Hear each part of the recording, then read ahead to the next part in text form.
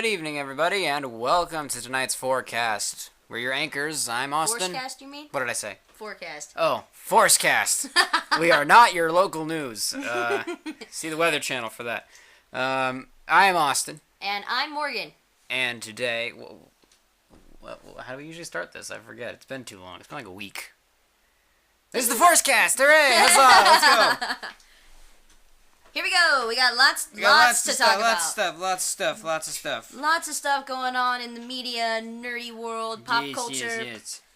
So let's get things rolling. Let's start with Star Wars, shall we? Here we go. Hit All it. right. Today, in 1997, I wasn't even born yet.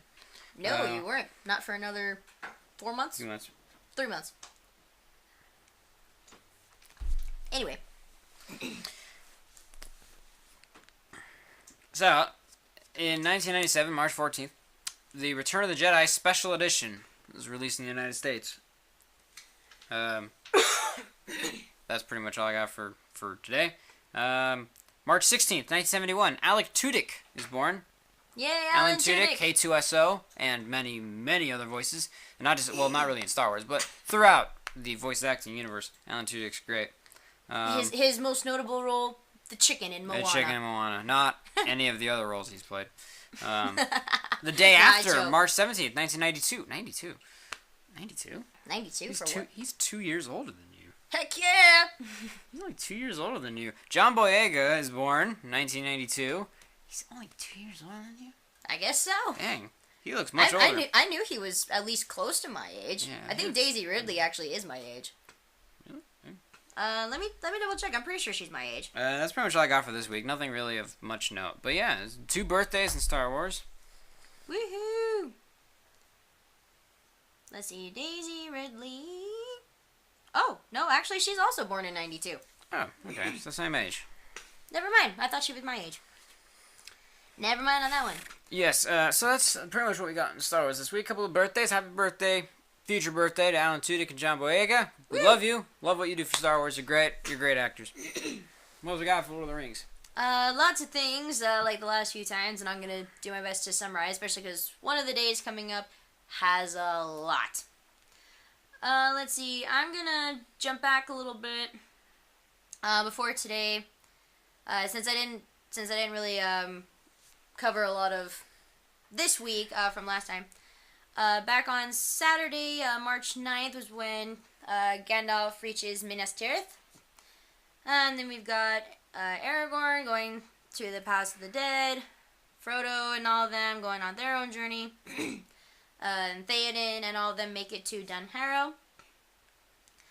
Kind of skipping to Monday, March 11th, Denethor sends Faramir to Osgiliath, the jerk. Nearly got his own son killed doing that. Then let's see.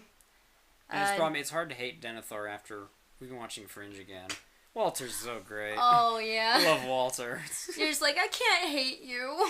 Well, Denethor's also a stark contrast character, but it's also weird to see. It's like, man, you're really good at this. Yep. Tuesday, March 12th, which, quick side note, that was Paul's birthday. So, happy birthday to my husband. He is now 26. He's over there. Yep, I'm looking at him right now. I love you. Love you too. Quit it. Sorry. Anyway, March 12th, Gollum leads Frodo into Shelob's lair. Kind of a... Master must go inside the tunnel. that. You will see. Oh, yes. You will see. Oh, sometimes I wish you weren't sitting next to me. Or then there's also, for not forget, when you got that spider bite on your hand, I thought we would have to break up the band. Wayne Coyne, Spider Bite song, sung by Riff Tracks in the Shelob's Lair scene in Return Yeah, of the courtesy of King. Riff Tracks for that joke in Shelob's lair. It's a good thing Mom's not here. When we actually first heard, we listened to the original song after hearing that joke, and it's exactly like it's that. exactly how the I same. just sang it, it's how it goes. And it's kind of It's kind not of even weird. it's not even Mike Nelson doing a very exaggerated version. It's exactly the same. Oh, yeah. Then let's see. March 13th, Frodo's captured by the orcs. Pelennor Fields is overrun. Faramir's wounded. Oh, this one for today, March 14th. First of all, we have the chance meeting between Gandalf and Thorin Oakenshield in Bree from The Hobbit. Chance meeting, is it, Gandalf? No, it is not. Which actually, if you don't know, that meeting was actually featured in... Desolation of Smaug? No, I mean in the... Which book was it? Was it the Unfinished Tales? Was it the Silmarillion? Maybe not the entire...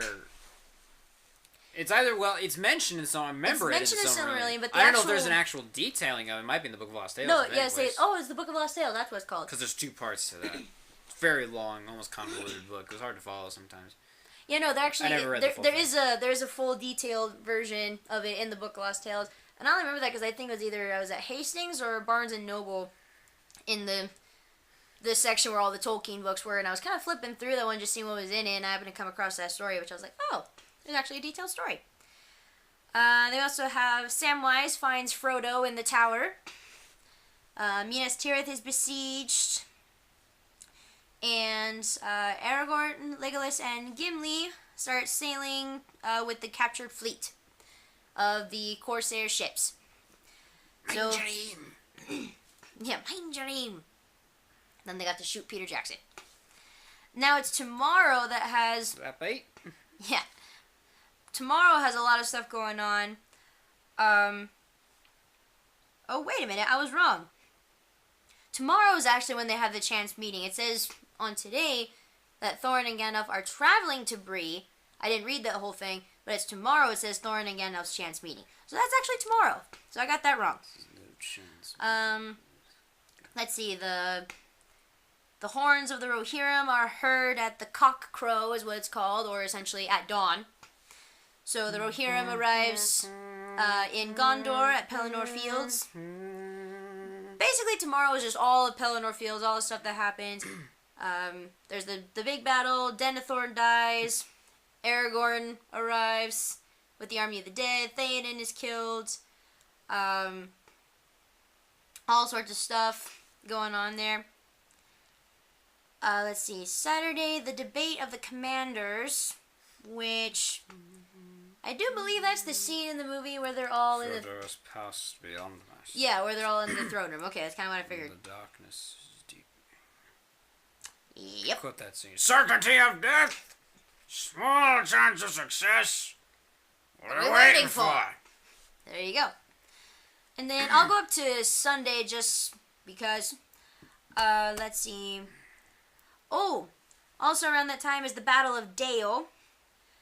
Dale is attacked by, pretty much just says allies of Sauron.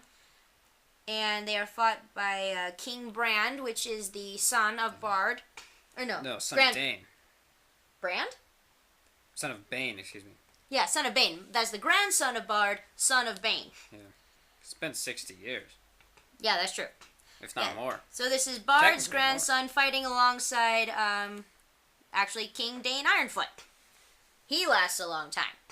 So that battle's going on. We don't see that in the movies. That's an interesting addition. Although it is actually mentioned by Legolas, hinted that Gimli's people are fighting their own battles elsewhere. There was a video game based on it. There was? Yeah, War in the North. Oh, I didn't know that. And the second Battle for Middle-earth game, the RTS game, was based upon the War in the North. Oh. With the voice talent of Hugo Weaving reprising his role as Elrond. Nice. The base game actually had both Christopher Lee and Gandalf as the narrators for the good campaign with Ian McKellen and the evil campaign with Christopher Lee, reprising their roles, of course, as Saruman and Gandalf. Ah. It was great to hear them.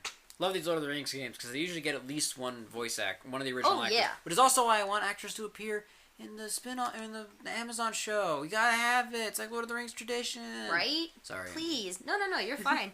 Second day. Let's see. Also on March 17th, Frodo's, Sorry.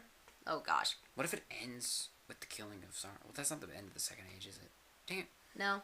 That's the end of the Third Age. That's right. No, I meant the battle over Druin where they cut the ring off his finger. Oh, that one. Anyway, March 17th also, Frodo's mithril shirt is brought to Barad-dûr. I have a token I was beaten to show thee. Houses of Healing, Faramir, Eowyn, and Merry are recovering from their wounds. Which pretty much also implies that Faramir and Eowyn meet. Great song by Liv Tyler in the background.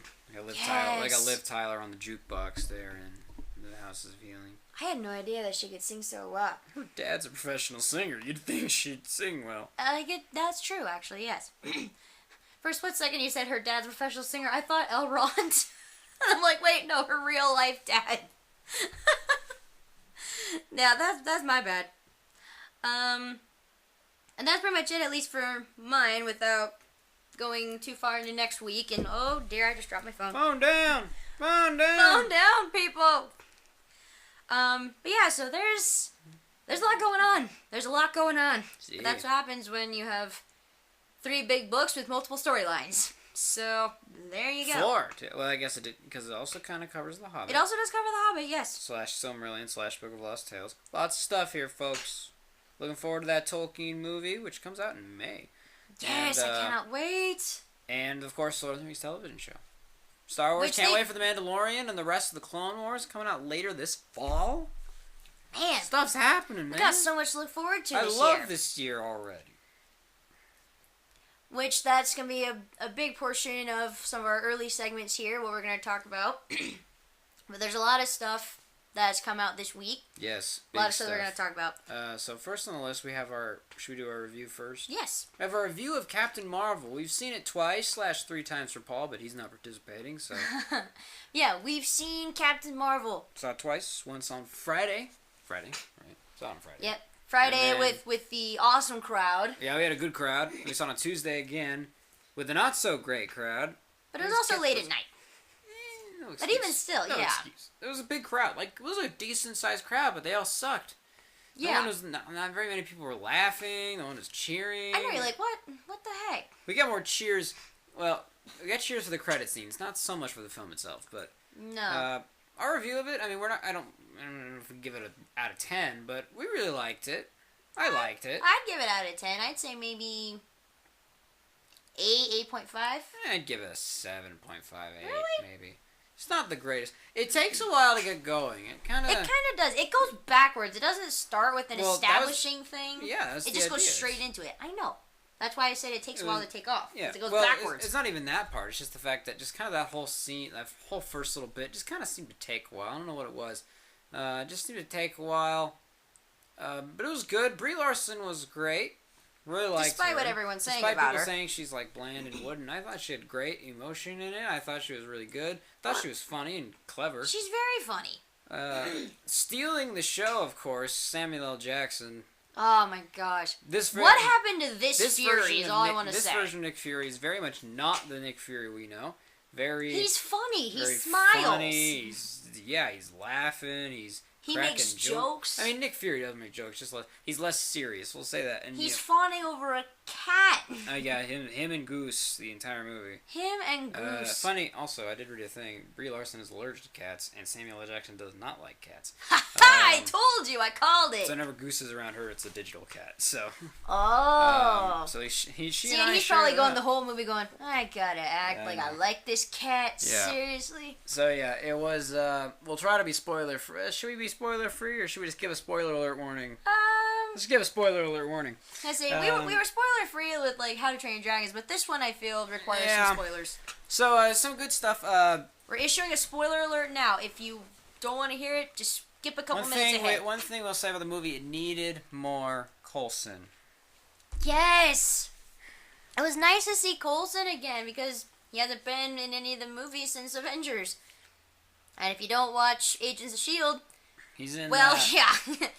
But he's been there. I like Coulson more in S.H.I.E.L.D. though. Do you really? We get more of him. Like honestly, the first time I saw Avengers, mostly because of how he was in Thor, I really didn't care that he died all that much. I kind of did. Because he was in Iron Man 1 and 2, but then with Thor, he was kind of a jerk. Like, he wasn't the best. I didn't really like him in Thor. And then he died, and I was didn't have much of an impact on me at the time.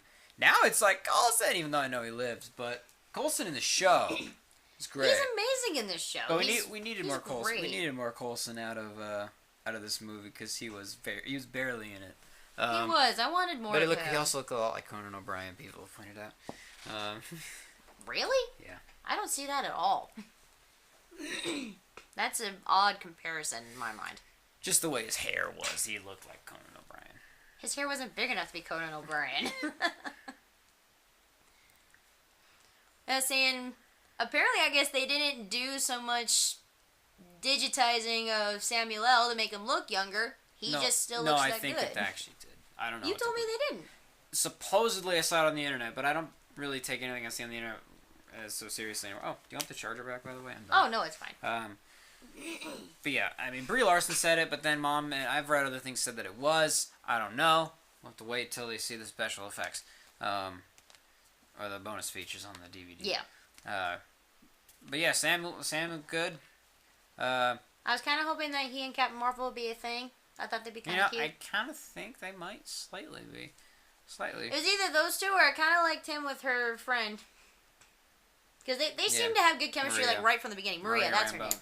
I almost said Maya. I like the cast a lot. The cast is good. Oh, yeah. Nice twists in it as well. Ben Mendelsohn. Ben Mendelsohn was great as Talos. Because here's where the spoilers come in, because the Skrull are not the bad guys. Despite what literally everyone thought. Plot twist. Because the Skrull have always been bad guys in the comics. Now, of course, I'm not a comic fan, so I'm not as broken up about it. In fact, for the rest of the movie, I still didn't trust them, because they're like, because in the movie, the Kree, were trying to annihilate the Skrull, and they were just trying to escape. So it's just one of those, I was like, I didn't trust them the whole movie, because, Nope. Because Skrull are always the bad guys in the comics. According to, actually, Kevin Feige said they'll be back, in the MCU, nice. In the MCU. Well, it's Ben Mendelsohn. All he's been playing is villains lately. In this one, he's funny. He's got some heart to him too, and I really liked Talos, and it was funny. Talos was awesome. I even made the comment. I'm like, does Ben Mendelsohn ever get tired playing a villain? And then we find out, this guy's actually a good guy. Oh, well, there you go. Yeah, spoiler alert: Jude Law and the rest of the Star Force are they're the bad guys. Why, Jude? Why?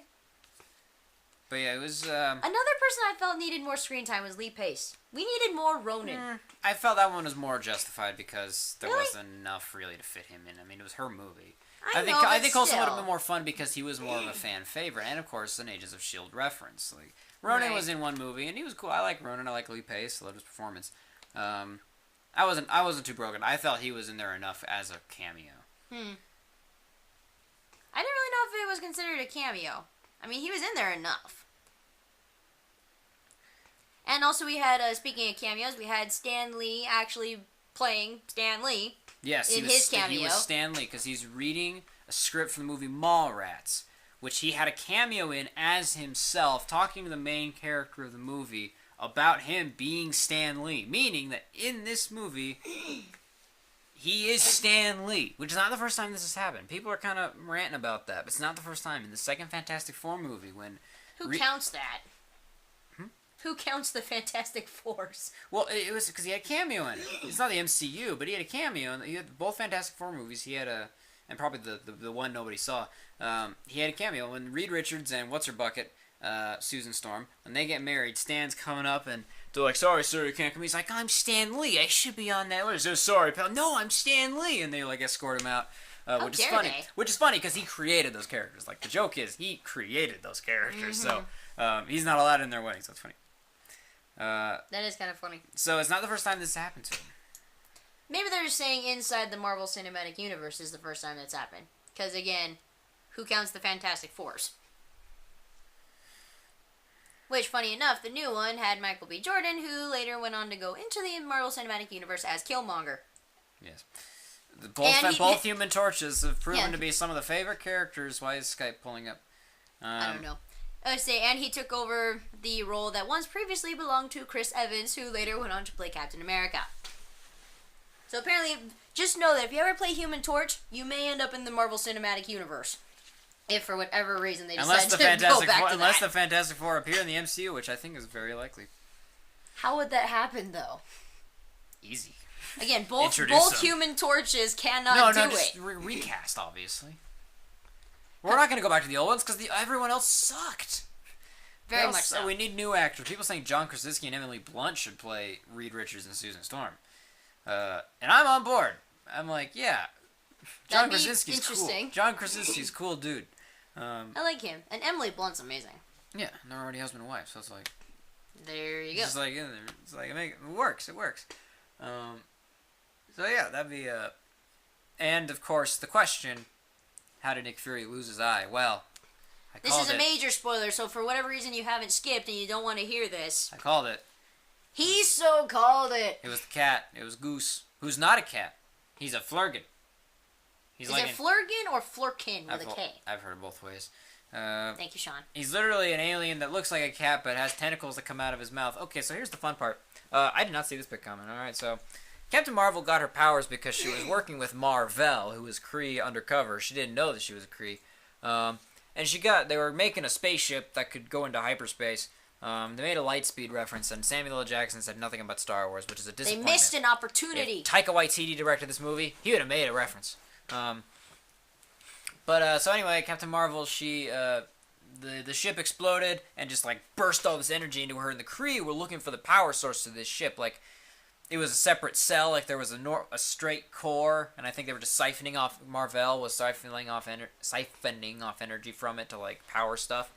This energy core was the Tesseract. This is why Captain Marvel's so freaking powerful. She's part Tesseract. Yeah, that was something I did not see coming at all. Like the Tesseract is back. Yeah, it's because of the 1996, and so Mar-Vell, it must have been a part of S.H.I.E.L.D. or something, because she had the Tesseract on this, like, spaceship out in orbit. That Infinity Stone has been, like, there through everything. It is, like, it has. And, like, showed up. Since Captain America. And everyone in the theater was like, everyone's pointing and gasping, like, it's Tesseract! We're like, don't, and then they're, like, tossing her, Captain Marvel. She's like, oh, cool, she's tossing, and everyone's like, don't. Yeah, no. That's the thing that killed Loki. But yeah, they put it in a Fonzie box, a Fonzie lunchbox. Anyway, back to the Flurkin. Yeah, the Flurkin. Yeah, so the Flurkin eats the Tesseract, swallows it whole. Oh yeah. And several Kree soldiers, and then scratches out Nick Fury's. Well, doesn't scratch out. Scratches Nick Fury's eye, to which he responds, "Mother Flurkin!" Pretty sure they wrote that in specifically just for that line. Specifically. Yeah, probably. Definitely. Which, I mean, a lot of people, I guess, kept saying, oh, it's totally going to be Goose. And I'm like, oh, no, it's not going to be Goose. You know, that's just people saying it to be funny. It's a joke. And then it actually happened. I'm like, you've got to be kidding me. And then the best part is Fury lied about it to Coulson and everybody else at S.H.I.E.L.D. Like, is it true that the Kree took your eye when you wouldn't give up the location of the Tesseract? And you're like, oh, dude. You lied to Coulson? Also, like, my favorite part, because I saw it coming at the end. Oh, yeah. The end of the movie, Captain Marvel, the reason why she's not on Earth is because the Skrull were trying to escape. And so they had Mar-Vell's ship, which had a light-speed engine, and Captain Marvel, or Carol Danvers, she was never called Captain Marvel. She's never actually called Captain Marvel, so let's just call her Carol. After she unlocks her full potential and her power levels go over 9,000, you have no idea why actually that whole sentence is actually really funny. I'll tell you later. Anyway, so she gives the pager to Nick Fury, says, for emergencies only.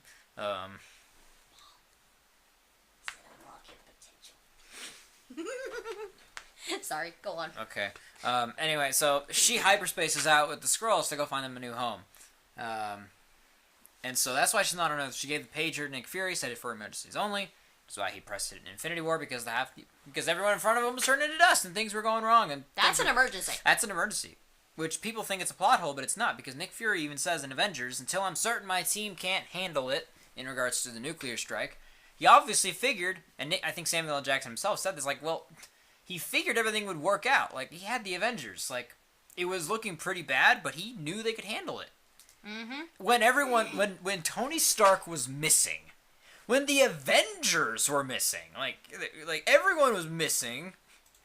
And then suddenly everyone's multiple turning to alien dust. attacks. There was stuff going on in Wakanda. Then all of a sudden things are crashing and people are turning to dust right in front of them. That's when you call in the most powerful being in the universe. Because you're sitting there going, my team's probably screwed about now.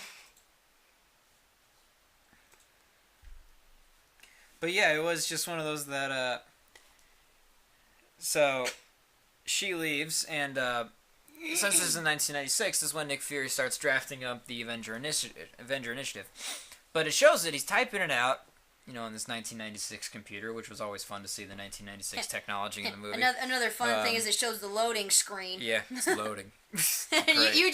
you feel the pain from the audience. They stick in a CD that is an important plot point in the movie, and it's loading on the computer. And Carol's like, "What's happening?" And Nick Fury, "It's loading. It's taking a while because it's." You just almost hear the collective groan from the audience just seeing that old technology. Every adult's like, "Oh, it's gonna take forever." Oh no, that piece of crap. He's typing out. He calls it the Protector Initiative. And so, obviously, you're like, well, something's going to change that, right? And he's looking through Carol Danvers' file, and he sees a picture of her from the Air Force. She's walking up to her plane. And on the side of it, the planes, they have the names and the call signs of the pilot. It says Captain Carol Avenger Danvers. And then he changed it, and they played the music, and it was glorious. It didn't even show them changing it. You just know what happens. It played the music, and he's you see him backspace it, and then you see him start typing and play the music. You know exactly what's happening, but this is why also the trailer said it all begins with her. Mm-hmm. Which you would think, well, didn't it begin with Captain America technically? No. In one sense it did, but the Avenger Initiative, it throws in this whole. I look at the Avengers differently now, because he even says the Avenger Initiative. He calls it the Avenger Initiative in Iron Man. Yep. It's completely different now. And I wonder, was that the plan from the beginning, or was this something they thought would be pretty cool to do? I'm pretty sure that maybe it was the plan from the beginning. I don't know, but the Avenger Initiative. She was the inspiration. Technically, Captain America is still the first Avenger. It says so in his movie. She's the inspiration. But the funny thing is, when he started, because he opened the file and he looked at the photo, and I knew immediately what it was about. I'm like, her call sign is Avenger, isn't it? You're just good at calling things, aren't you? I call them as they're happening. Well, I Not guess with the goose thing. I only called Goose because the entire internet was like, "Oh, it's that cat. It's that but cat they were in saying it." To be funny. Part of us believed it though. Well, now people are saying that Goose is going to be the one to defeat Thanos in Endgame. Goose is definitely going to be. He swallowed the Tesseract. That's how they're going to do it. He's going to swallow Thanos. Yes, the Avenger. I wonder if, because it didn't actually ever say if Carol had all her memories back. I assume she did. So I wonder what's going to happen when she gets back to Earth and they're like, "We're the Avengers," and she's like, "Oh, that's interesting." Hey, wait a minute. That was my call sign. And speaking of that, first credit scene. Oh, yeah. Yeah. So Nick Fury types in the word Avenger.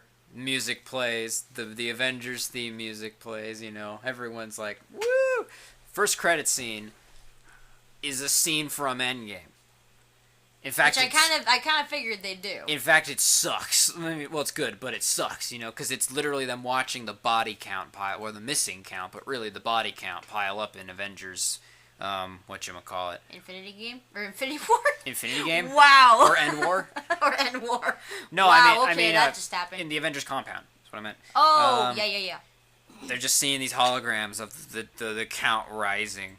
It's all horrible, and the music. And it's in the thousands, the millions. It's in the billions. Well, no, it's half the it world's had it by country. Well, yeah, it had by country. So it depends on the size of the country. But yeah, and it's horrible, and everyone's like, "This sucks." But it shows Nick Fury's pager. Somehow the Avengers found his pager that has know it's his. That has Captain Marvel's logo on it. They're probably going to explain this in the movie. And it's hooked up to this machine, and the Avengers are all like, "This sucks," and they're like, "This is a nightmare." And the music that's playing, by the way, is the music that plays when Thanos is on the Asgardian ship, and it sucks. And it's all and then all of a sudden, and the pager, it has Captain Marvel's logo on it, and then it just shuts off. So Rhodey comes to Cap and Nat, who by the way is still bearded, and Nat still has her blonde short hair, indicating it happens not long. Well, the fact that they're watching the body count pile up means that it's happening immediately after Endgame or Infinity War. And Don Cheadle, Rhodey, is like, "Hey, take a look at this thing. Just stop doing whatever it's doing." So well, we got to get it back up. And Nat's like, "Okay, let me know when that thing comes back on." She turns around, and Carol is right there. New suit. Long hair. She says, "Where's Fury?" She's there. And everyone in our theater was like, "Oh!" Oh yeah, that earned a giant cheer for sure. Second post-credit scene is literally Goose furballing up the Tesseract, which is funny. I know, part of me's kind of like, did we need to draw out the hacking as much as they did? They did. It's entirely necessary. Don't question anything Marvel does. There's probably a specific reason that he hacked that amount of times. Yeah. Why did he hack for literally 30 seconds? Did he have 6 hacks or only 5? But yeah, so that first credit scene, Endgame, we got our really first actual, almost probably incomplete look at a scene from Endgame, because it's a very likely chance that that scene's missing some aspects. Which also, by the way, also makes sense now, okay? In the first trailer for Endgame, talking more about Endgame in a second, it appears as though Natasha is explaining to Bruce, because she's like, oh, Thanos wiped out 50% of all living creatures. I'm like, well, Bruce knows that. Bruce was there. It appears as though she's probably explaining it to Carol now. That could be, So I was like, why are you explaining this? Like, I just thought it was, it's a scene they filmed for the trailer just to, like, remind us that the world is horrible. And I'm like, no, she's probably explaining it to Carol. Because Carol, for all she's probably on the other end of the freaking universe, and all of a sudden these people just start turning to dust around her. She's like, and then all of a sudden she gets a beat from Fury. She's like, oh, crap. Light speed, literally light speed, and then ends up there. She is literally the epitome of light speed. And then just appeared in the. She didn't even make a sound when she entered. It didn't come crashing through the She's roof just there. or nothing. She's new just suit. there. Looks like this. Looks similar, but it's a new suit, longer hair. She looks awesome. So that's our review of Captain Marvel and our spoilers of Captain Marvel. Yeah, we'll have on this the actual minute mark you can skip to at the beginning of the spoiler alert. Sure. Next up on news. This one's an awesome one. The movie Shazam. Shazam. Zachary Levi. The DC movie coming out with Zachary Levi.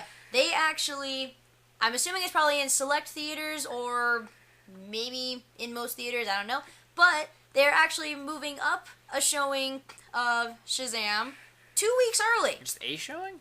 Or just Well, or the entire movie? Well, I mean, like, there's only 2 showings at our theaters. Oh, so it's just like a limited time thing. Oh, I Yeah, thought they it's were li- moving it's- up the entire release date. No. Just a showing. Oh. There are early viewings of Shazam. Again, this probably is in select theaters. I know that the theaters where we live are doing it. But they're showing it on March 23rd, on a Saturday, 2 weeks early from its original release date. Which, when I heard about that, We're going. got so psyched. Honestly, we've never been this excited about a DC movie, probably since Wonder Woman. Well, I don't even know. But I was excited for Wonder Woman. I wasn't here for Wonder Woman. I was That's true, you I was weren't. excited for Wonder Woman. I was so excited for Wonder Woman. We have not been this excited about a DC movie. I mean, 1, it looks hilarious. The 2, it's Zachary Levi. It's Zachary Levi. And he's perfect to play a 10-year-old kid or a 15-year-old kid who's In an acting like a adult's 30. body. Yeah, that's literally what he is. Like, the director of the movie said, like, he's perfect.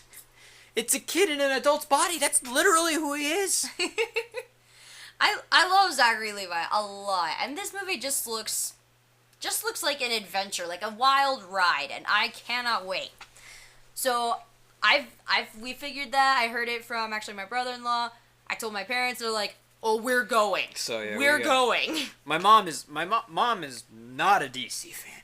No. She hates Batman vs Superman. She fell asleep during Justice League. She loves Wonder Woman. Loves Wonder Woman. Has not That's seen the only Aquaman. movie She doesn't worth care loving. about Aquaman. She was not at all pleased with his performance in Justice League, so she doesn't care. She's like, this is a movie I'm actually excited about because it looks funny. She's also a pretty big Zachary Levi fan. Yeah, we're big Zachary Levi fans in the house. We're gonna have an episode the week before or the day before. We're gonna talk about the week that we're going to see Shazam. We're gonna have an episode on the show. Well, more a Zachary Levi / Shazam episode. We don't really know anything about Shazam or Captain Marvel, as he's actually called. Mm-hmm. Yeah, it'll be more a Zachary Levi themed episode, but that'll be next week.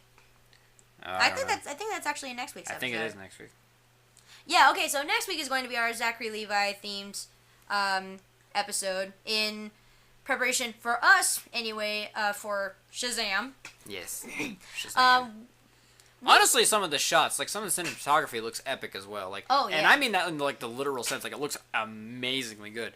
how about we save our review of Shazam until after it's officially released, or at least maybe give a review. We'll give a review, but we won't spoil anything. Yeah, we'll give a spoiler-free review, and then we'll talk more about it after. Yeah, the week after it's officially aired, we'll give our spoiler review for those who, by chance, have seen it. Yes. Next. So that's awesome what's news. next coming out? There have been some new trailers that have come out this week. Yes. For some First one. big anticipated movies. First one, Aladdin. Yeah, there's already been a trailer for Aladdin, but this was another big. It's more of a big full trailer. Yeah, more of a full official trailer. I don't know about you, but I'm almost looking forward to it even more after seeing this one. Especially seeing more of Will Smith's Genie. Yeah, we got more of his actual character. Which I know a lot of people aren't thrilled about it and aren't looking forward to. But he's not Will always. Smith's He's Genie, not yeah. always blue. Okay. Well, that's also part of it. They're like, why is he not blue? Well, you complain when he is blue, so make up your mind. Blue part of the time. Then he kind of goes normal. He takes a human form, it seems. Yeah. But also But I mean, seems he like looks funny. He looks awesome. it looks, and the thing is, we're not gonna get Will Smith, or we're not gonna get Robin Williams' Genie by But Will that's Smith. not the point, though. Exactly, that's the idea. We don't want that. If we had Will Smith trying to be Robin Williams, Then I'd really be mad. Bad. We want Will Smith to do his own thing, and it looks like we're gonna get Will Smith's version. Yeah, of Genie, we're going to get a Will Smith Genie. which is fine with me because I don't want him being Robin Williams. I want him being Will Smith because Will Smith's funny. Which we may possibly get a wrapped version of Friend Like Me. Yeah. Slight Fresh Prince for maybe. I don't think so. Because, I mean, they played a very tiny snippet of Friend Like Me, and it almost sounded kind of rapish. Couldn't quite tell. So that, I think, will be interesting. Now, I personally am a little disappointed in Jafar's portrayal. He doesn't look menacing or sound menacing as he did in the original Aladdin. Like, you look at him and you just know he's evil. You hear him, he's evil. Jafar does not portray that, in my opinion. Maybe that's the idea. Maybe this Jafar is not supposed to be, at least to the other characters, this obvious bad guy. Well, he wasn't obvious to the Sultan. You look at that guy and he goes, my trusted advisor. And then there's this guy with the menacing backlight. And near the backlight and the smile. Oh, yeah. My life is but to serve you, my lord. And you're like, jeez. The Sultan was blind as a bat, I'll tell you. Which, we haven't seen, like, anything of the Sultan. In, like, any of the... He's on the poster. Yeah, he's on the poster, but he's been in, like, none of the pictures that have been released. None of the trailers, which I'm kind of like, I kind of want to see the Sultan, you know? I like his character. I personally really like who they've gotten to play Jasmine, Naomi Scott. Because for one, she's really pretty. I think she's really pretty. She looks the part. She looks like Jasmine. And she can sing. She can sing. This trailer portrayed them, like, you hear them singing. And it's awesome. We also got a little bit of Friend Like Me. We did get a little bit of Friend Like Me, yeah. But Naomi Scott can sing. We first heard her in the Lemonade Mouth. Yeah, If the y'all- Disney if Channel y'all remember movie. that movie, it's actually a good movie. That was I actually like the a movie. good Had Disney some Channel fun movie. music. Had some fun music. Yeah, she had a role in that movie and she could sing. Like, she had a solo song in that movie and she was fantastic. She's pretty good. So I knew when they cast her, I'm like, okay, she already looks the part, she's pretty and all that, she can act. If they're keeping it with the musical version, then I already know then they're set because she can sing. And sure enough, they showed off her vocal chops. She And sounds almost. She sounds. she very sounds much like almost just like Just her. like Jasmine. Why are you? Paul is watching Atlantis on the computer for some reason. I mean, why not? Yeah, why? It's one of the greatest movies that honestly deserves its own live action film. Yeah, that needs a live we action could have portrayal. we could have a whole episode on that. Because we just We looked just over noticed and you're we saw you're watching watching Atlantis, Atlantis. for whatever reason. We're trying to figure out why. Well, I was just kind of looking for something to listen to while I was. Okay, that's fine with me. No. That's We fine, were that's just fine. curious. We were just confused. Hey, we're not judging. We love Atlantis. Now, I mean, if you're listening to Vinny, that'd be a little bit better. But Hey, Nah, we've done I'm a just lot of things we're not proud of. robbing graves, Graves, plundering Big tombs, boobs, double parking. But hey, nobody got hurt. Well, maybe somebody got hurt, but nobody we knew. See, the problem is, with the live action Atlantis, you need to cast Vinny perfectly. Yes, Vinny must be very carefully we've seen a lot. cast. Okay, off topic. We've seen a lot of fan lists for a live action cast for this movie, and like Terry Crews is always Joshua Sweet, and I agree completely that Terry Crews should play Joshua. Yeah, that Sweet. is pretty much a unanimous decision. Some of them they have what's her bucket, Charlize Theron as what's her name? I don't remember. Helga. Yeah, Helga Sinclair. I've Which seen- makes sense. She actually does look just like her. So I've seen a lot of either Charlize Theron or Angelina Jolie, which Charlize works because she Theron. has the lips. Seen too much of Angela. We need more Charlize Yeah, Theron. we need more Charlize In my Theron. opinion, we need more Charlize Theron in the world. She's gorgeous. She's a beautiful woman. But I'm the ones I've seen for Vinny, I'm just not a fan of. Like Sacha Baron Cohen. I've seen Robert Downey Jr. once. I'm like, he could, but I couldn't believe it because he's Tony. He's Stark. Iron Man. He's Tony Stark. He's nobody else but. I don't think he's played anything. There's also since Iron Man, except for Tony. That's probably not true, but. There's also I don't remember his name, but he was the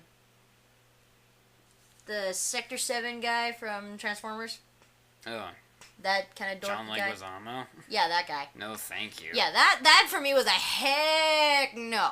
But anyway, we're off topic. But yeah, so... I would say we started with a live-action movie. What were we talking about? Oh, yeah, we're talking about Aladdin. We're talking about Aladdin. So the trailer, new poster for Aladdin, looks good. Oh, yeah.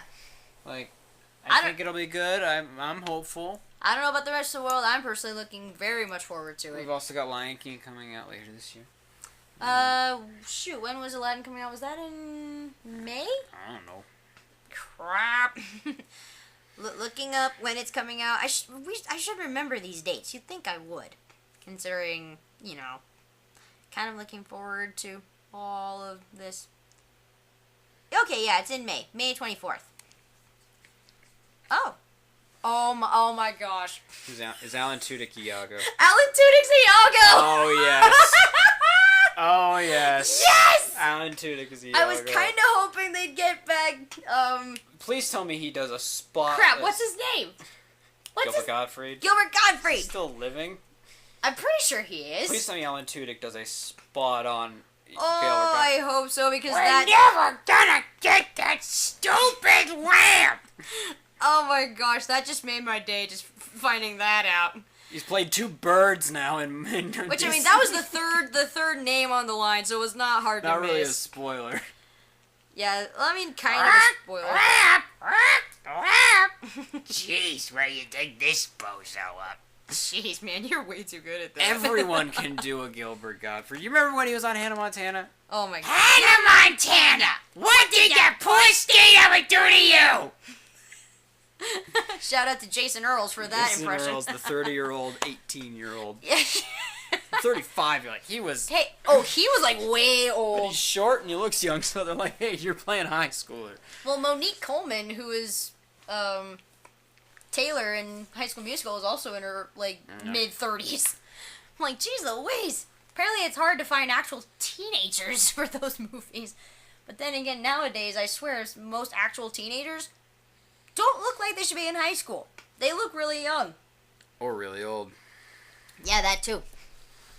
But yeah, So going from the Aladdin trailer... From the lighthearted and the fun to the Endgame.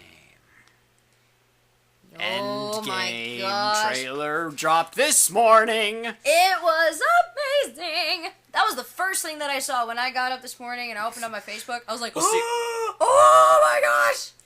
I called Paul back into the room. Funny Endgame! thing was, I woke up and had to get downstairs for family prayer. I turned on my phone and I just see that I got a message from you, and so I'm like, okay, I'll look at it when I get back. Mom gets down there, she's like, there's a new trailer. Did you see? I'm like, oh, that must have been what Morgan sent me. Yep. I watched it as soon as I got back upstairs. Well, what's funny is the last trailer that came out, same thing. I saw it early in the morning, getting ready for work, and I messaged it Dawson. I was like, dude, we got a trailer. And it was early in the morning, like, mind you, like 5 or 6 in the morning. Why do they do that, Marvel? I mean, come on. So people can be like me, and that's the first thing they see when they get up in the morning. Good morning! You're about to call in sick. Sick from despair. But Because guess what? Everything sucks. The first time, though, they dropped that trailer, and I messaged it to him, it woke him up, and he kind of got mad at me. I was a little peeved. It was early. I know, but I figured you either turn your phone off, or like me, you put it on vibrate. Well, I don't when put you it on go to vibrate just in bed. case there's like an emergency and they need to hear it. But yeah, so I woke him up at like 5 in the morning the first time. I was unhappy. This time I was like, I shouldn't message him. Don't screw it, I'm messaging him, I can't wait. And so I sent it to him anyway, and luckily this time it didn't actually wake him up. No, but I was very happy to see it. that This one has trailer. more hope. The last Yes. two did not feature the theme music. This one did, and it had a choir. Meaning it was epic and we need it in the movie. Choirs make music better. They had flashbacks of like the original Iron Man and Captain America and had... Which the very first line he says, it feels like 1,000 years Tony ago, Stark. referencing back to the first Iron Man movie, the one that started it all, and I went, that's pretty much correct. It does feel like it's been 1,000 years I also since the first Iron Man. I saw a thing today. It says like I saw a thing that was pretty much saying while Robert Downey Jr. deserves every bit of praise he gets because he's amazing at what he does, Jon Favreau does not get nearly enough respect for pretty much creating this universe. Because Robert Downey Jr. could have been great as Iron Man, but if the movie itself sucked, then we would have none of this. Any of this. Meaning that Jon Favreau is partially either to thank thank or to blame, depending on your mental state right now in regards of Infinity War, for what we have. Thank you, Jon Favreau, a.k.a. Happy. A.k.a. Pre Vizsla, a.k.a. Rio Durant, a.k.a. I just meant in the MCU, silly. He's played a lot of people. Yes, he has. Yes, thank you to Jon Favreau for bringing us Iron Man, which then in turn brought us the entire Marvel Cinematic Universe. But of course, Robert Downey Jr., Jon Favreau, we would not have any of it without you, because arguably everyone else in that movie we could replace easily. Literally, we did it. We did it in Iron Man 2 when we replaced what's his bucket with Don Cheadle. I don't remember his. Terrence Howard. Terrence Howard. Replaced Terrence Howard with Don Cheadle. Anyone else in that movie could have been replaced except you two. You two made it what it was. We owe you everything. Thank you. And Happy's still kicking in Homecoming. Happy's still kicking, and we don't know about Tony, but we know Happy's still around. possibly dating Peter's aunt. No, he's dating her. We know that. That's like confirmed. Jon Favreau himself said it. Oh. Like, there's a thing there, which is funny because it's Ben 10, which is also funny. Have you saw the thing from the deleted scene from Infinity War? There's a deleted you gotta scene, be more specific. There's a deleted scene from Infinity War, more with Pepper and Tony. Was it when they're walking in the park? Yeah, but Happy was also there on a golf cart. Oh, yeah. And like, we gotta get him a girlfriend. And everyone's like, what if he introduces him to Aunt May at the wedding? And Peter's like, should I? Don't worry, Peter. No. Just like, it's okay. It's just the Yeah, Tony. I should go talk to Aunt May. No. It's fine. It's Nope. fine, Peter. Just let her handle it. Tony the whole time is like, no, it's fine. Don't worry about it. Then he's holding on to the back of his suit coat as he keeps trying to Except Peter's super strength, so we could easily just That's true. Spidey strength. This trailer, oh my gosh, so much emotion. And everything is gray except for the blacks, or except for the reds, excuse me. Yeah, well, everything is gray except for red. Scheme. In It's the, only at in the the beginning, flashbacks, though. especially. It's during the flashbacks, at the beginning. And I wonder why. What's the significance of the red? Because they did it in the teaser trailer for the TV spot for the Super Bowl. All the dead people, there was only the red showing. Everything else was gray. Why? What is the significance of the red? Does it just look cool? I mean, it does look cool. It does look cool. What is the significance of the red? I don't know. I kept watching that and just going, wonder why they're doing it like this. This is interesting. Freaking Alex. Sorry. I muted that conversation, so I have no clue what's going on right now. No, that was just sent a few minutes ago. Sorry, our group chat, one of our friends just made a interesting joke. Anyway. Alex. Anyway, Endgame. It looks amazing. Looks amazing. But here's the thing, though. So much in it. It's so incredibly vague. I mean, you get what's going on in a couple small parts, but the overall plot line, I literally have no idea what this movie's even going to be like at all. They did show. Well, we should almost just do our breakdown analysis. Have that be our episode. You put up pictures of what's going on in the trailer, and we're just analyzing the. Oh yeah, we trailer could do itself. that in the future. I'm doing it right now. Okay, go ahead. Maybe not shot by shot, but yeah, I mean, it shows Tony. It shows Cap as little Cap, and then as big Cap. And some people move on, but not actually changes in this one. It says I've been telling people to move on. Some do, but not us. Not us. Not us. There's a shot actually of there is some time passing in this because there's a shot. Nat is growing her hair out. It's longer. It's red, but has the blonde Well, it starts tips. out as the bottle blonde. Yeah, it shows her because that's also in the post-credit scene for Captain Marvel. She still has her blonde hair, but in the trailer, It shows at some parts that some of it is blonde and some of it is red, indicating, of course, that there's been a passage of time and that her hair has grown back to its mostly natural color. And it looks awful. Yeah, it does not look good. It's like it looks bad. Terrible, it does not look good. I just want to say, Nat, just cut the ends off. Then she puts it in this little like braid. Yeah, thing in a nice little braid, and it's fully red there. And it shows Hawkeye training a girl to use a bow, but it's not his daughter. She's too old and has the wrong hair color. I think it's a different character altogether. I don't know. Which makes me wonder who the heck it is. I don't even know. But the problem is the fact that it showed Hawkeye happy, showed Clint happy before he cut his hair Ronin style, meaning probably the first thing we're gonna see is his family get dusted. Which I'm not looking forward to at all, because that's gonna be awful. Like literally gonna be awful. Well, and then later it showed Ant-Man outside his house. His abandoned house with missing posters all over. If they snap Cassie, I'm going to be They better not pissed. snap Cassie. If they snap Cassie, Ant-Man is going to go subatomic, and he's going to tear Thanos apart from the inside. That girl is way too adorable and lovable. She's they way too good for this. Snap she's her. way too good for this world. She is too precious for this world. She's too good. What was I about to say? Talk about Ant-Man. Something back to Hawkeye, I think. Hawkeye was in it a lot. He was in it a lot. He was in a lot of it. Probably to make up for the fact that he was missing from the last couple movies. Yeah, he was in a lot. He was in the trailer a lot. Like plenty of shots of Hawkeye, and we were seeing shots of everybody. And it showed like Rocket standing on War Machine's shoulders. War Machine's got a new outfit. Looks pretty sweet, if I do say so myself. Well, and then it was showing like Nebula and I think Cap and Ant-Man somewhere in like this dark, like almost Mordor-like area. Well, it wasn't just them. It was the Rocket and War Machine. And Rocket and War Machine were there. Nebula. I said Nebula. There's some big fight going on, probably Thanos, but it never. There was no Thanos. Never shows Thanos. He's in the poster. They released a new poster too. Yes, there's a new poster. Looks great. Has Captain Marvel in it. Now that we know she's officially in the beginning, because I thought she might just come in at the end. She's not in the end. So she's in the poster. It shows Thanos in the background very faintly. You almost don't see him. Yeah. Like, if you're not looking, you just might miss him. Well, no, not really. Yeah, it's prominent enough. But he looks sad, and he's wearing his helmet. There's been some supposed leaked concept art showing Thanos battling the Avengers in his armor, wielding this freaking epic, badass double sword thing. He looks like. Whoa, what looks now? like, do you know the Omnis sword? Like in Smash Brothers, Cloud has this big, humongous sword. It's pretty much. Yeah. It's pretty much that, but there's two of them. Oh dang! It's like Darth Maul and Cloud had a sword baby. Oh dang! It was also released for Infinity War as many of his toys, but he never used it in the movie. So Thanos might be wielding this freaking massive sword. This is gonna be interesting. But he's not in it at all. In none of it. He's only in one of the trailers, and it's technically his left hand.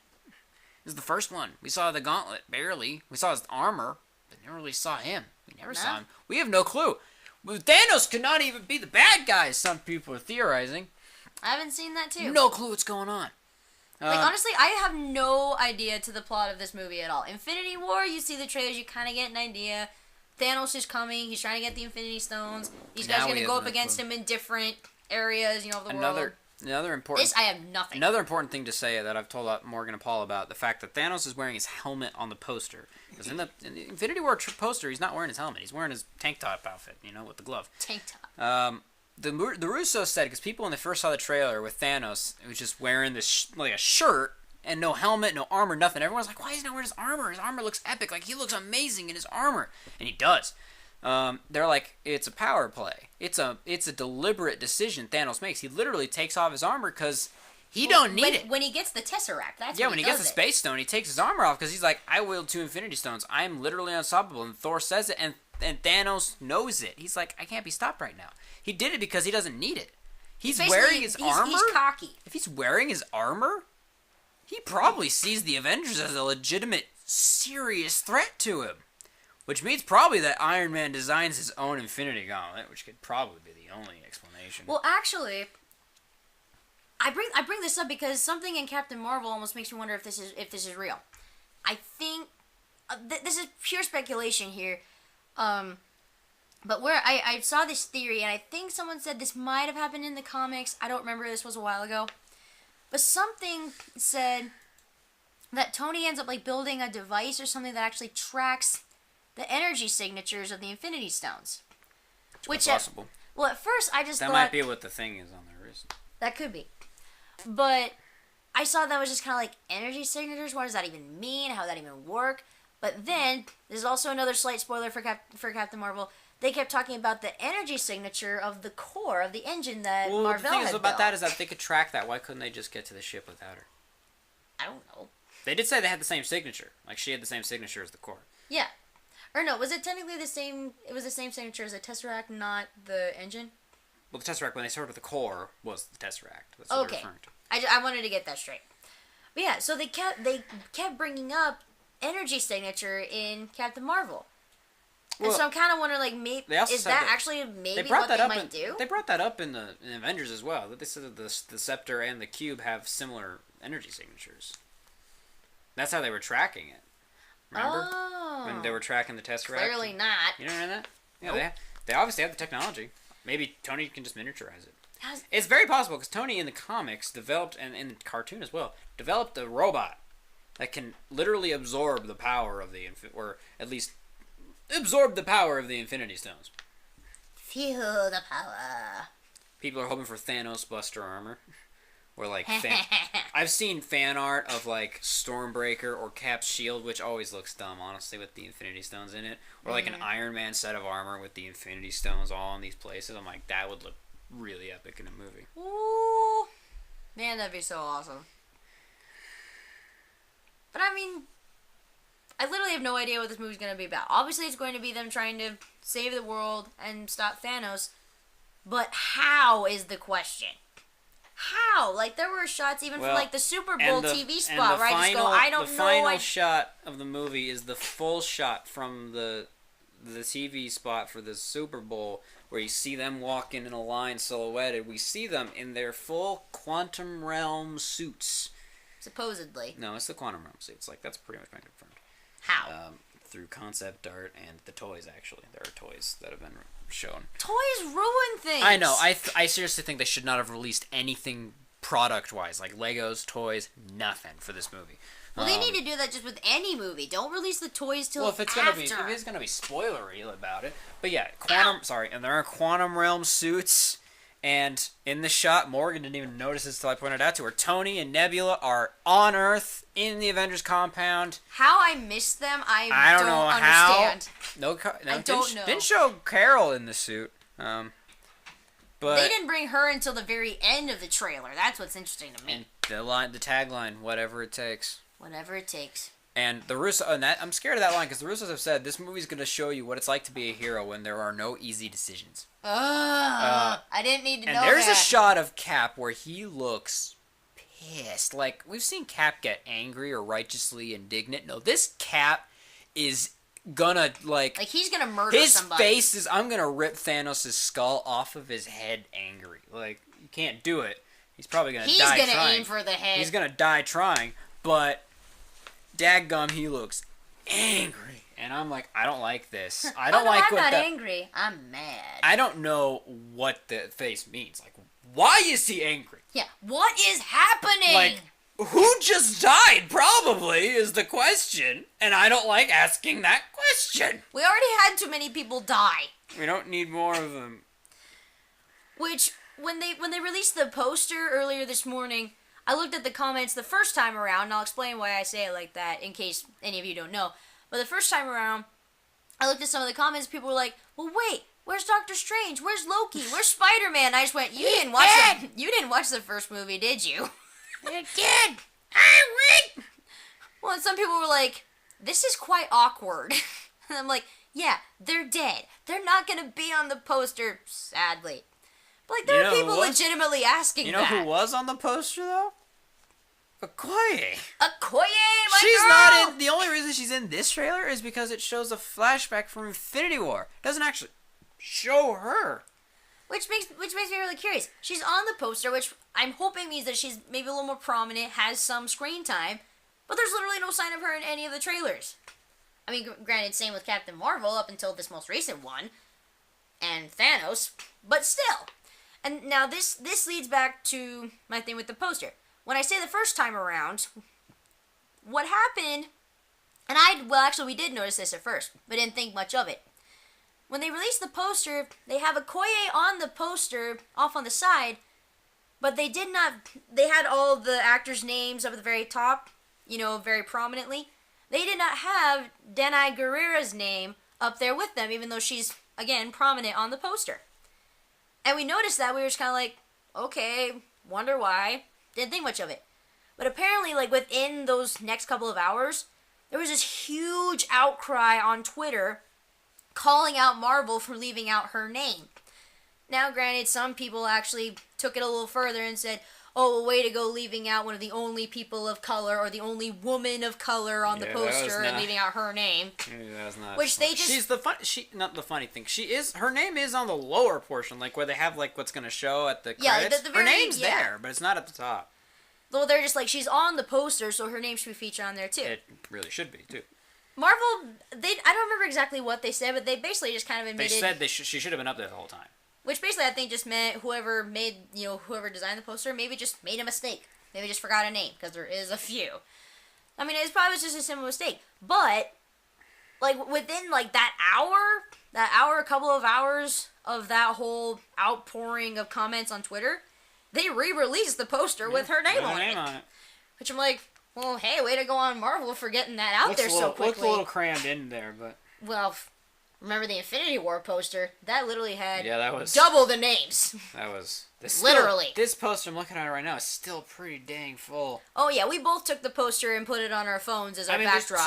There's 3 extra actors in this one that weren't on top. There's what? There's 3 extra characters that weren't in Infinity War. That weren't in Infinity War? No, we got Ant-Man, Clint, and Captain Marvel. Oh, yeah, duh. That makes sense.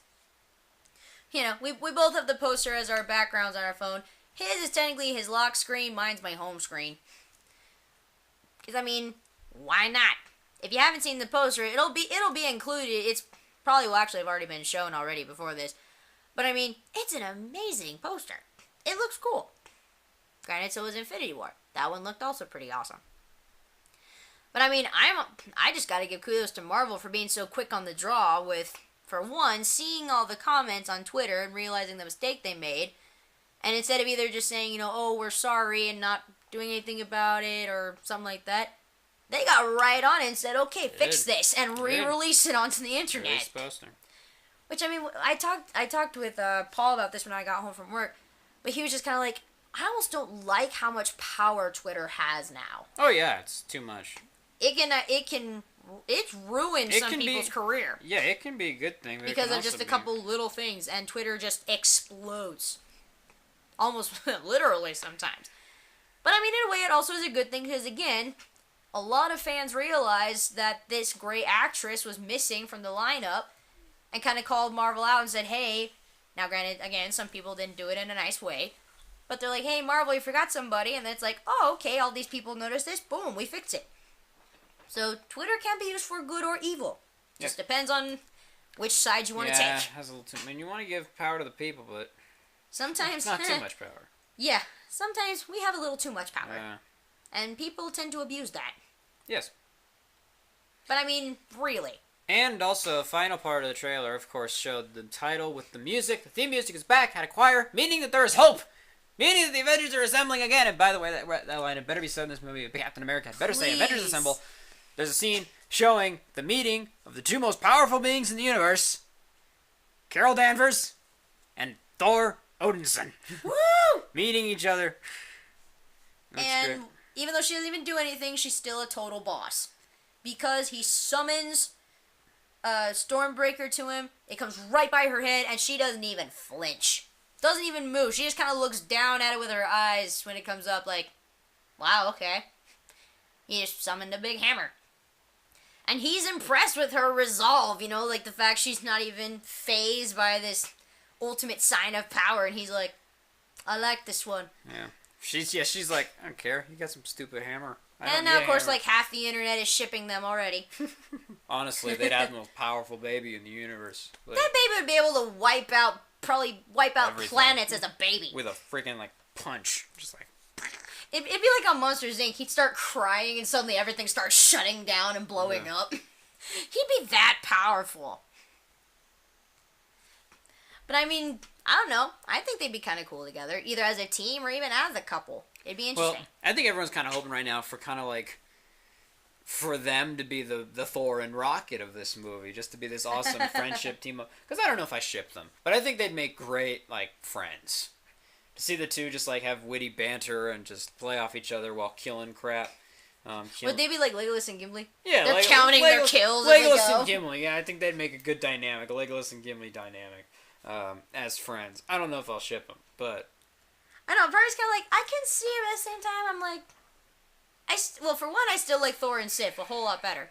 At the same time, I'm just kind of like, I'll be just curious to see what their dynamic will be in the movie. Because I think they'd be a good team-up. I definitely want them to team up. Like, you know, fight together in battle. They could do some serious damage.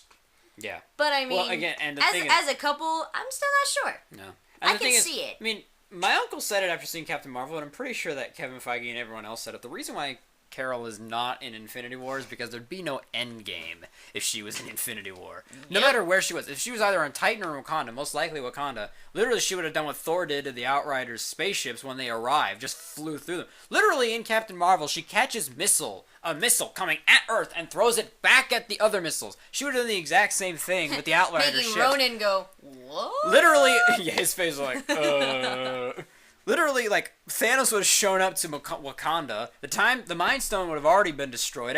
No one would have had any problems whatsoever. None of the Wakandans would have died. Nope. That's why she wasn't there. There would be no Endgame if there was no... She would have put an end to all that. Like, Thanos would have shown... Or if he was on Titan, she would have just... Whoopoosh! Just, like, sucker punched him to death. Yeah, see, if he broken his chest, like... If he tried throwing a moon at her, she would have just sideswiped it like nothing. She probably would have just flown right through it, just like... That's true. That's what she did with the Kree ship. But yeah, it's like, that's the reason she wasn't there. She's too dang powerful, which makes me wonder, how is she going to be in this one? Like, if she's really powerful, it's been like 20 years, how is Thanos going to be able to fight her? Because obviously she can't be so powerful that she just shows up and kicks his butt immediately. Something's got to be there. Something's got to give. Yeah. What I want to see, this I just think would be so cool to see. Captain Marvel versus Wonder Woman. They're too, I mean, problem is Wonder Woman doesn't use her lightning flying powers. I know. After the fact. But I mean, still, they are two incredibly powerful women in both MCU Did you see what and Patty DC. Jenkins tweeted?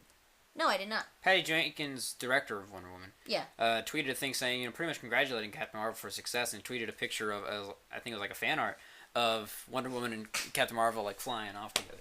That's so awesome! So they wouldn't fight. According to Patty Jenkins, they wouldn't fight. They'd be the best of friends. Oh my gosh, that's so cool. But I mean, like, imagine like if they sparred, you know, it's like, how devastating would that fight be? Because I mean, you've got Wonder Woman that when she crosses her gauntlets together, that creates like this big like thunder wave. So imagine like if Captain Marvel's coming at it with full force of her power. Yeah, but and so they just wow. Carol could just zap her from afar though. I know, but she doesn't do that always. Not always. She probably would. I kind of like the way that she used her powers, at least in Captain Marvel. Not just like in battle, but I mean in everything else. I even like that every time like she touched someone's hand, like a handshake or like a fist bump, she always give him a little zap. Like, hey, reminding you, yep. I have this. But yeah, we are a month away from Endgame. I don't know about you guys, but I don't know if I'm ready. I'm not ready to throw myself into that pit of despair. Yeah, there's a meme circling the internet of the scene from The Princess Bride. And it says, Marvel fans, when they go see Endgame, where were we? Oh yes, the pit of despair. It's like, that's exactly what this is. I'm not ready to go back into that depressive state and relive the aftermath of Infinity War. And again, it's been speculated that other characters will probably die in this one. I'm like, probably. There ain't no problem. There has been nothing confirming anybody's dying. No, there's nothing confirming it because that's a spoiler. Yeah, People exactly. are definitely gonna die. We don't know that, and I'm Oh. going to be in denial until I go see it. I know they're gonna do something. Which, just as a heads up, I know we usually tend to do, like, episodes talking about a movie, like, prior to their release. Usually, the Thursday, the day before. I keep on saying Infinity War. With Endgame, we're not going to be doing that, and actually there will not, what day is that? Yeah, it's Thursday. We're not gonna be podcasting that day. Yeah, on Thursday the 25th. I don't want to say the day before because technically it still releases that day, but the day that Endgame is supposed to be releasing, we will not be having an episode that day because we are going to the early premiere of Endgame. Yes. As much as We we have love not had doing our tickets yet, podcast, we have our priorities. We have our priorities straight. So yeah, we are going to an early preview of Endgame. Don't know when it'll be, which is sometime that day. We will be probably ranting a little bit about it the following week, but we'll Ranting? We're gonna be raving about it. ranting and raving, whichever word you choose. So yeah, heads up on April 25th, we will not be having an episode because we will be at the movies, seeing probably the biggest movie of the year. Biggest movie of the freaking decade. No, Infinity War I think was. This is big. Oh gosh. It's gonna make so much more. Well, it was the first movie to have the Avengers plus the Guardians plus extra people. Yes, That's but big. this movie has more emotional weight here in it now. Blah. So yeah, that's just a heads up. No episode on the 25th, but we will return the following week with our review. Probably not going to be spoiler free because there's no way whatever happens we're going to be able to keep that to ourselves. So just a heads up for that.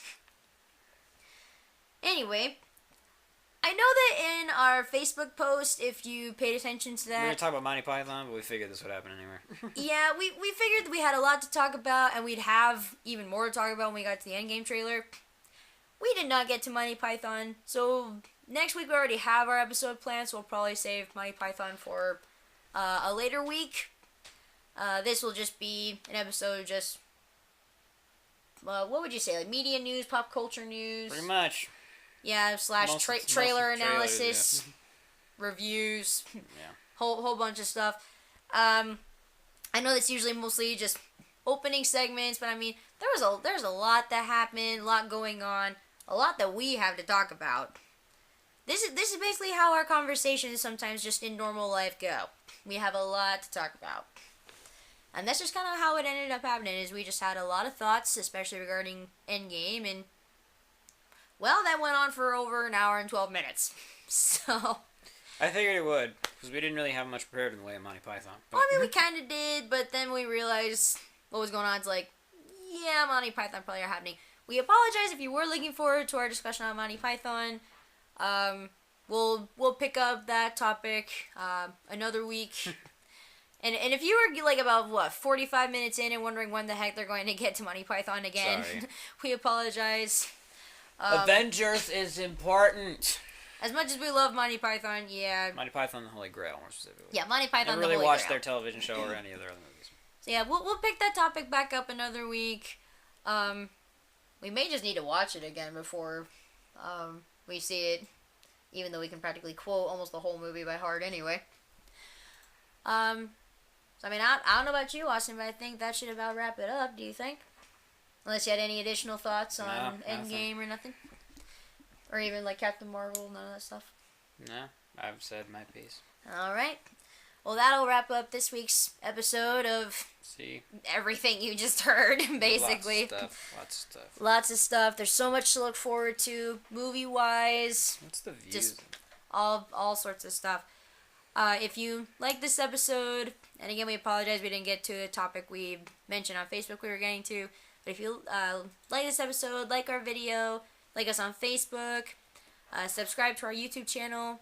You can email us at forcecast327@gmail.com with questions, comments, topic suggestions, or even if you want to just say, hey, you guys are awesome, just give us a little shout out. That's awesome too.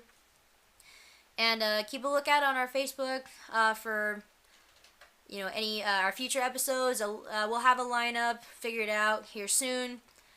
We thought we'd have one figured out by this episode, but that ended up not happening just because, life happens, things get in the way, you get busy, all that stuff. So So hopefully we'll have a lineup here soon of our next few weeks, our episodes coming up. And any last words you want to say, bud? Nothing from me, no. Nothing from you? 27 million views. Whoa, how many? 27 million? 27 million. Gosh dang. I don't know what the original trailer got. At least not on the first day. I don't remember. I know it's at over I don't even know. Anyway, folks, this has been your local Forcecast. I am Morgan. I'm Austin. And may the Force be with you.